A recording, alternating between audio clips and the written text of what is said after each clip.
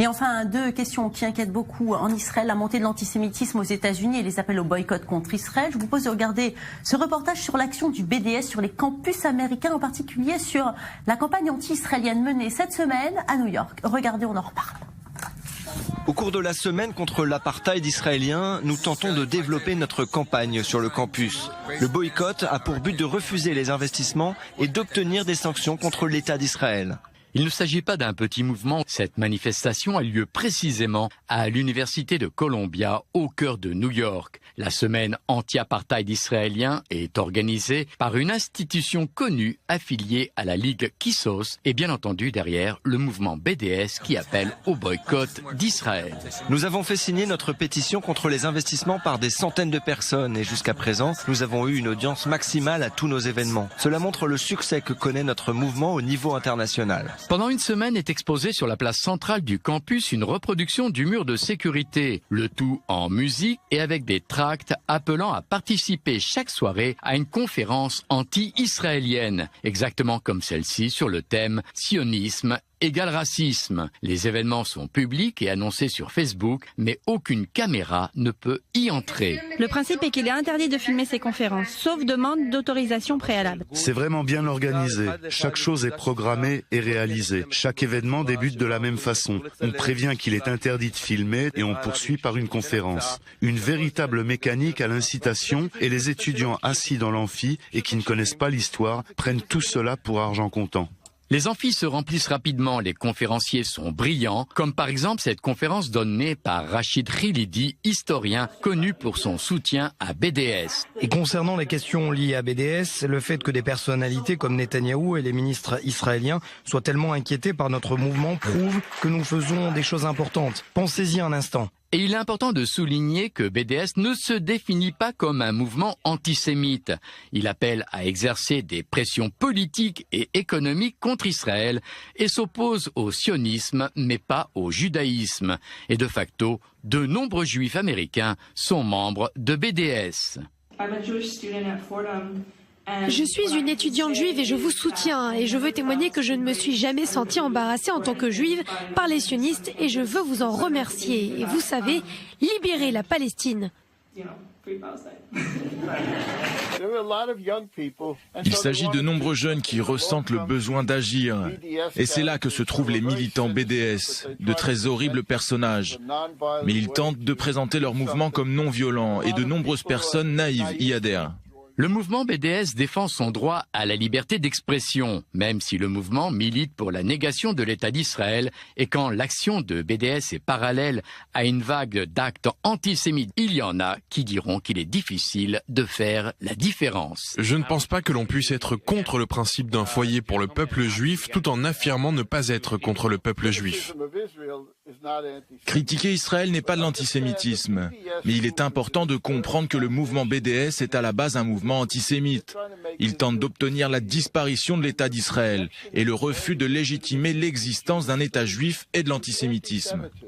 Qu'imaginez-vous de ce que ressentent les étudiants juifs quand ils pénètrent dans votre campus et voient cela année après année? Des étudiants juifs, des étudiants israéliens, que ressentent-ils en entrant dans le campus? Vous pensez qu'ils ne sont pas la cible de votre action? Je pense que vous devez comprendre que l'expression d'une position politique peut porter préjudice. Il y a seulement quelques jours, des centaines de tombes juives ont été profanées dans un cimetière de Philadelphie. Dans une des synagogues de l'Indiana, on a retrouvé une balle tirée contre une classe d'études juives. Et à Miami, en Floride, des croix gammées ont été tracées sur le capot d'une voiture stationnée dans un quartier à majorité juive. Mais ce qui devient quotidien, ce sont les appels anonymes annonçant des alertes à la bombe dans des institutions et des écoles juives. Plus de 120 menaces au cours des derniers mois.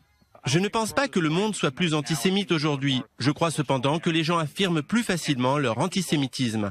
Les antisémites ont moins de crainte d'exprimer leurs opinions et ils sont donc encouragés à agir selon leurs préjugés. Le président des États-Unis, Donald Trump, a dénoncé ces actes antisémites lors de son premier discours devant le Congrès. Si nous sommes une nation divisée quant à ses choix politiques, nous sommes unis pour dénoncer la haine et le mal sous toutes leurs formes horribles. Et le vice-président Mike Pence a décidé d'agir et s'est rendu dans le cimetière de Saint-Louis, profané le mois dernier, pour aider à nettoyer et à restaurer les tombes.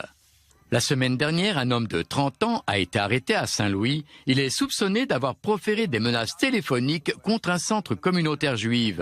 Mais pour la police et la majorité des juifs aux États-Unis, il est clair qu'il n'est plus seul. Nous avons toujours eu dans ce pays des gens qui, à droite ou à gauche, nous haïssent. Ils n'ont jamais disparu. Mais jusqu'à ces derniers temps, il y avait le sentiment que la société américaine devait se démarquer de ce phénomène. C'était un tabou.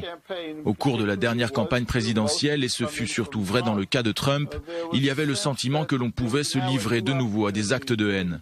Retour enfin sur le campus de l'Université de Columbia, New York. La riposte israélienne à la semelle anti-apartheid israélien ne s'est pas fait attendre pour le groupuscule qui soutient Israël, en dépit des différences entre une campagne contre Israël et les actes antisémites contre les Juifs.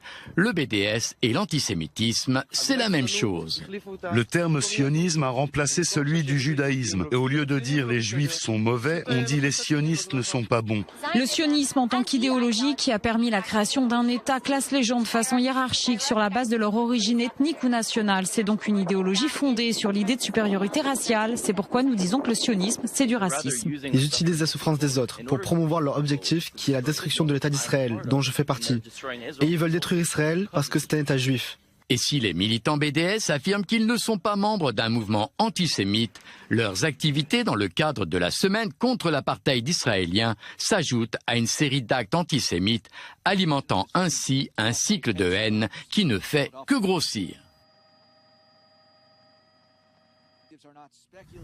Alors Jonathan Serrero, face justement à ces appels au boycott, la réponse d'Israël ne s'est pas fait attendre, elle est venue directement de la Knesset. Oui, le Parlement a voté hier en deuxième et troisième lecture la loi d'interdiction d'entrée sur le territoire israélien des personnes sympathisantes du boycott contre l'État d'Israël. Tout cela sera soumis à l'appréciation du ministre de l'Intérieur. C'est lui qui autorisera ou non l'entrée de ces sympathisants en Israël. Désormais, on peut se voir interdit l'entrée sur le territoire israélien pour deux autres raisons que celles sécuritaires déjà en vigueur. Appel public au boycott d'Israël ou lorsqu'on est un représentant d'une organisation de type BDS, une loi qui s'inspire de celle de 2011 qui avait été votée suite à la présence, vous vous en souvenez, de la députée arabe israélienne Hanin Zouabi sur la flottille Mavi Marmara, c'était en mai 2010. À l'époque, l'État d'Israël avait légiféré le boycott contre toutes les organisations qui appelaient à la mise au ban de l'État hébreu. Il faut savoir que les députés du camp travailliste se sont prononcés contre cette loi car discriminatoire, disent-ils, au même titre que les parlementaires de la liste arabe unifiée. Le responsable du parti arabe, le député Ayman Oudeh, faisait remarquer que lors de sa dernière visite aux États-Unis, il avait croisé beaucoup de membres de la communauté juive américaine soutenir le boycott contre l'État d'Israël. L'instigateur de la loi, Bezalel Smotrich, du foyer juif, parle du BDS comme d'un front antisémite, je cite, qui prône la délégitimation d'Israël à travers le monde. C'est le minimum que l'on pouvait faire, a-t-il déclaré. C'est pas inquiétant cette nouvelle image des États-Unis, Maurice Yvergand, parce que quand on pense aux États-Unis, jusqu'à présent, on a l'impression que les Juifs sont bien là-bas. On n'imagine pas le BDS là-bas, on l'imagine plutôt en Europe. Oui. C'est nouveau, ça ? Ça fait déjà quelques années que la tendance existe aux États-Unis. Je veux dire, une tendance qui a été aussi alimentée par des organisations de gauche aux États-Unis, des juives américaines de gauche, notamment la création de G Street aux États-Unis, un lobby de gauche américain, a provoqué un renversement de tendance au sein des campus américains, excusez-moi, où les idées de la gauche israélienne étaient mises en avant, et notamment des mouvements de la paix. Maintenant, le mouvement de la paix ici en Israël n'existe plus beaucoup, mais aux États-Unis et sur les campus, il est très fort, d'où l'adhésion de nombreux jeunes juifs américains aux idées de la paix maintenant ou de G Street et ce rapprochement avec le BDS qui lui aussi lutte contre ce qu'ils appellent l'occupation des territoires et les investissements étrangers en Israël. Parce que Jonathan vient de nous parler de la réaction de la Knesset, mais là-bas sur place, est-ce qu'il y a des organisations de juifs américains qui font quelque chose pour lutter ? Vous avez vu le responsable de l'Anti-Defamation League dire finalement analyser les choses, mais avouer qu'il n'y avait pas grand-chose à faire sur les campus. L'ambiance est vraiment anti-israélienne. Je crois qu'on a raté le train. Aujourd'hui, on n'a plus beaucoup de moyens de renverser la vapeur sur les campus américains, et les efforts de quelques volontaires israéliens, de quelques émissaires qu'on envoie là-bas sur les campus, finalement, c'est une goutte dans l'eau. La lutte, le combat idéologique a été perdu sur les campus. Maintenant, reste à mener le combat idéologique là où c'est le plus important, c'est-à-dire à la Maison-Blanche et devant le Congrès. Jonathan ? On le sait, le ministère israélien des Affaires étrangères mobilise beaucoup d'argent pour essayer de juguler cette montée de l'antisémitisme aux États-Unis au sein des campus américains, et ces organisations type BDS se voient rejoindre par les sympathisants du Ku Klux Klan, revigorés par l'élection de Donald Trump à la Maison-Blanche. On le sait, Donald Trump a eu des soutiens parmi l'extrême droite américaine, d'American First et aussi du Ku Klux Klan.